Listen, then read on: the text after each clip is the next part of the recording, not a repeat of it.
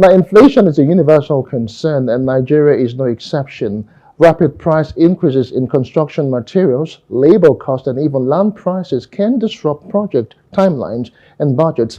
In such an environment, it becomes essential to reassess strategies and adapt to the changing landscape.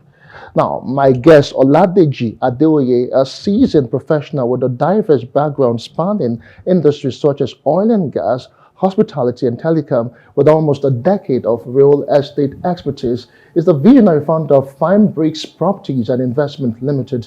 His dedication to alleviating Nigeria's housing deficit propels his leadership, where he guides a motivated team. He joins me now as we discuss how to unravel the elements contributing to failures in real estate startups. Many thanks for joining me, Oladeji. Thank you.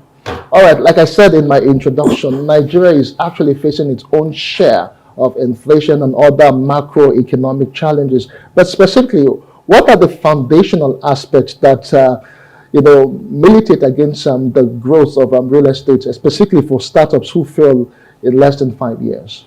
Thank you, my brother. I think the first thing that we need to know is information. You need to understand the dynamics of the market. It's very, very important. Yeah, real estate business is just like every other business. But the truth of the matter is there are things that you need to know that are unique to the real estate industry. So before you can say you want to start up anything, first, you need an information. You need to understand the dynamics. Every business has its own dynamics, Every business has its own dynamics. And if you don't understand this, there's no way you can be able to do whatever you need to do.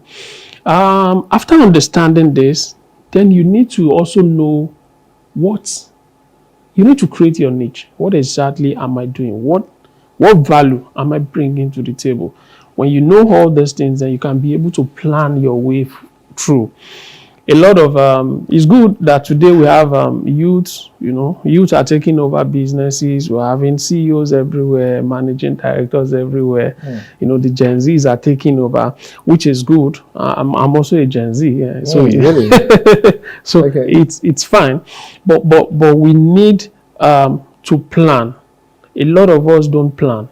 We just jump into it because my friend is doing it, and I see that my friend do not have a car today. Tomorrow he's driving a car. I want to do it too. So yeah, it's good. Any business that is viable, you see a lot of persons that wants to do it. But again, you need to plan your way. For us, we have a milestone. 3 years, 5 years, 10 years, and we know what we want to achieve in 3 years. We know what we want to achieve in 5 years. We know what we want to achieve in 10 years. So you need this. It's very, very important to plan. The first, like I said, is to understand it, have an information about it, understand the dynamics. Then you need to then plan. Okay, I've understood it. This is the way I want to run it. This is the way I want to do it. So these things are basics and they are important. They are fundamentals. If you don't have this, there's no way you can move forward. It is when you are able to plan that you know the kind of team you want to bring in. All right, thank you, Deji. I know the place of, you've talked about education and planning, but for startups who actually attend to failing in less than 5 years, where do they go to get the right education and knowledge and know exactly how to plan? You talked about milestones, 5, 10, 15 years. How do they get this knowledge? Okay, so the thing is, learning is continuous. You can't stop it. You need to keep learning. For us, we do that too. However, experience is also important. There's a place of mentorship, and there's a place of you having the experience. Now, what the mentorship, the mentor will do for you is to streamline your scope of experience, to tell you that, okay, you don't need to go that far. I've gone there before. I've seen the way it is. You don't need to go that same way. You can then look at it and say, okay, I think I can play around it instead of going through maybe going like a 5 years, whatever. You can do it within a year and still achieve what you need to achieve. And there are a lot of real estate schools around. We that are established, we also train people to do that, But if if you don't learn these things, if you don't learn it, there's no way you can succeed in it. So there's a lot of platform, even online, you can learn how to do. Real estate business is just like every other business. It's just that you need to just understand some customized or unique dynamics about it. But it's just like every other business. It's like every other business, but then Yes. it's not an all-commerce affair. Yeah, maybe it's not. But again, like I said, if you understand business, you can do real estate. All you need to do is just get a mentor that can mentor you. You know, understudy some persons that have achieved, in not just any other person, people that have truly achieved, that you can say, okay, these ones have done this, they have achieved this. If you want to go into construction, I can't just jump into construction. Yeah, I studied accounting. But now I'm doing construction. All right. I understudy some persons. I asked questions. I went to schools. I'm running a program in Lagos. I've done that before. I'm starting another one in Lagos Business School that tells me, teaches me some things I need to know about the real estate. So you can learn in all aspects of life. Either go to the real estate institution that we have around, the good one, not just any one, or get a mentor that can help you. Or you look for, you join a real estate team and understudy them so that you can have a practical experience. So the place of learning and education cannot be overemphasized. Okay, let's talk about some people, because I don't know if it's them putting their horse before the cart or cart before the horse, as the case may be. But the thing is that over time, you find some of them, I don't know if they're just being unscrupulous or something, but they tend to promote lots of business, real estate opportunities. They tell you can invest in this estate, you can invest here. So over time, they tend to collect people's money, and they're supposed to allot landed properties to them. But over time, you find that there are issues. Is it that they did not do the right planning, or they did not settle the land grabbers or the community chiefs, or what exactly are the issues? Because they tend to collect money, and at the end of the day, people are looking for them helter skelter. So I was somewhere and I was discussing about the pitfall in real estate investment. I think I mentioned this too. Yes. Any business in the world, or maybe in Nigeria, no, in the world, that is viable, you see a lot of persons want to go into it. True. The business is selling, it's making money. I see my mates, they are driving good cars, they are not doing yahoo. You ask them what are they doing, they say they are into real estate business. Oh, somebody says like blood money. Exactly. So the business is booming, viable. And any business that is viable, you see a lot of persons going to it. Now, it takes time, it takes consistency for people who are really serious to prove a point. It's not everybody that is going into the business that really want to add value. Some just want to go there. In fact, these days they've turned real estate business to a showbiz business. How so? Yeah, because I want to drive the best car. Someone that is selling land somewhere that is having just 3 acres is driving a car of 80 million, is having like 4 different mopos, is having PA, is having this, is having that without proper planning. So a lot of distraction is there.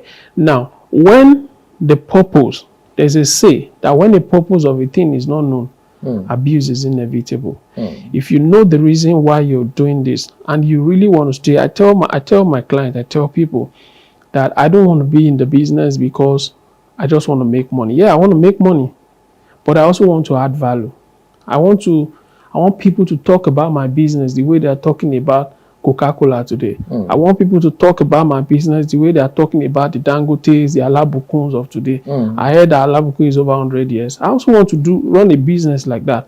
And in fact, I was partnering with some persons before, but when I saw that they got distracted, I had to leave to start up my own. Because I know where I'm going. So it's about focus. It's about focus. You have to be focused. If you're not focused, you get distracted. A lot of, like I said, money distracts you.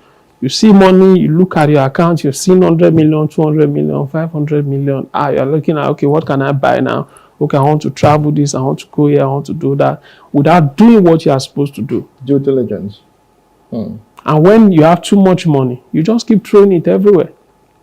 And that's a place of the information I talked about earlier. Yes. It's important that you are well informed before you go into the business, because there are a lot of, the more the money, the more the challenges. And it's very, very risky. The challenges, real estate can take you up in a second and bring you down less than a second. So it's crazy. So you have to understand this. If you don't, there might be a problem. Okay, fine. In as much as you talked about the information and being focused and all of that, can we look at other pitfalls that are inherent in the real estate market? There are a lot of pitfalls in the real estate market. The first one is information. Another thing is financing. Financing is key. I thought there was so much money to play with in real estate. So there is, but Okay. it's for those that are well established. I won't Okay. put my money if I don't trust you. True. I will put my money if I can trust you. Okay. Or probably I have someone that can vouch for you. So if you don't get those things, if you're just starting up, you might not be able to get that.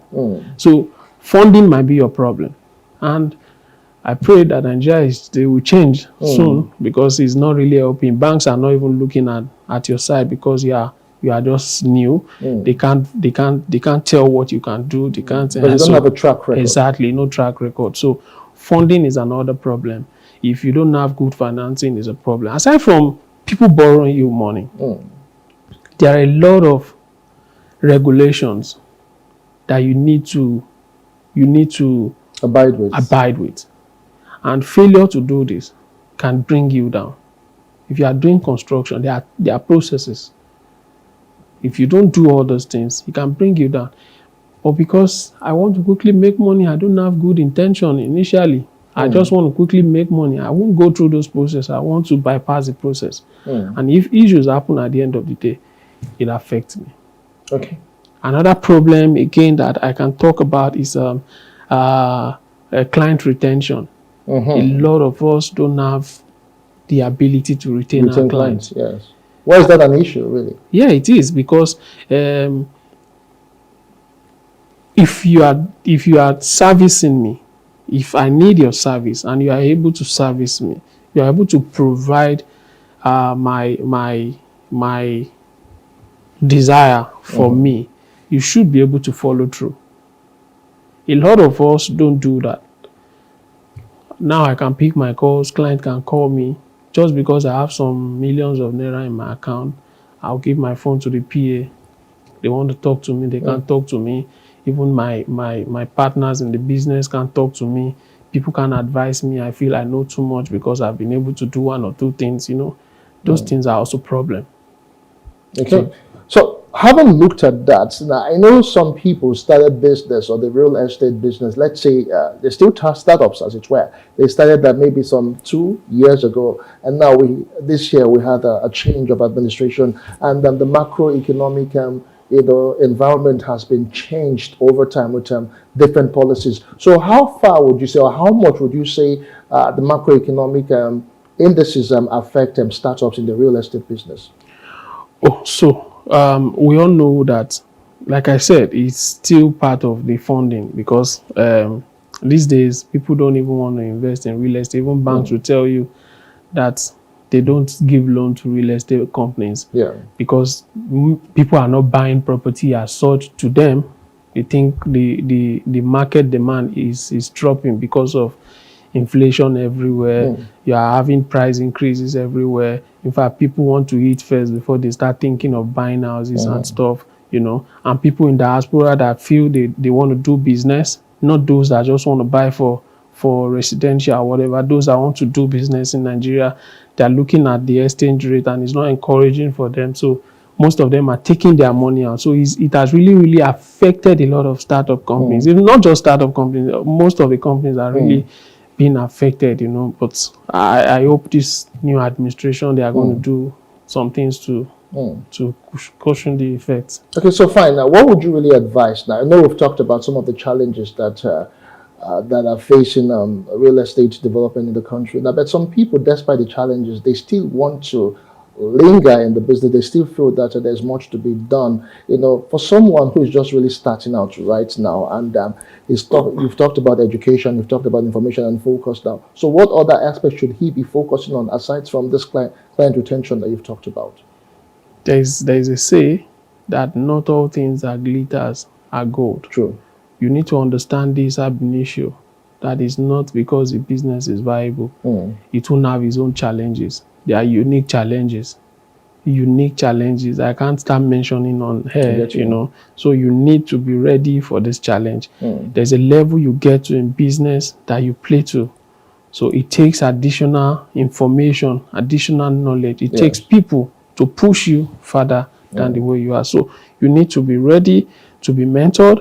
You need to be ready for any challenges that come. Challenges comes in different manners. The challenge you're going to face in this project might be different from the one you face in this project. So it comes in a unique system. So you need to be ready for this. And your purpose need to be clear. Okay. You need to have a clear purpose. If you have a clear purpose, the sky will be your stepping Okay. So as we round off right now, still talking about real estate generally. Now, this is a sector where you play, and you've been there for over 10 years. And you know all of the issues, all of the challenges, the prospect, even threats. How can government come in? Maybe in terms of policies or regulations to ensure that the real estate market is stabilized and a bit of sanity in it? So I think the first thing is, which I think they are doing, but probably maybe they need to do more. Maybe they need to do more. It's having a regulatory body that will really do the job, not just there to exploit people, people that will really do the job, an association that will do the job, that will help to enlighten people, that will help to reduce the risk, That's number one.